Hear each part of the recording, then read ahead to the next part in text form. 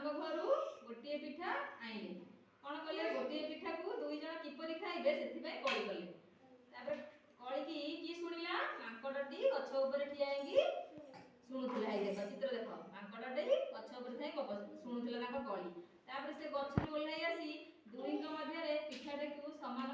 भाबरे बांटी दो बोली कहिला तापर ता कथरे राजी हेले की बिले माने राजी हे गेले तापर मांकड़टी निकिति आनिला निकिति जानिचि कोन हुए पिठा एपट कोन वजन हुए जिंस ताको आनिले हे निकिति देखो देखिलो तापर डुबु देखो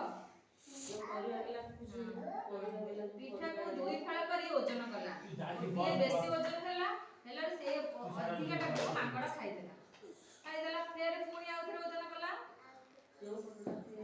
देखो फेर आउ गोटे जो फाळ वजन हला आकु पळे खाइदेला मांकड़ एति खाऊ खाऊ सब खाइदेला पिठा तापर कोन हला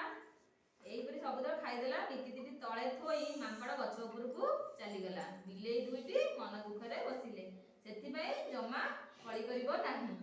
दी जण कर कळी हेले तीन जण कर लाभ होला काहर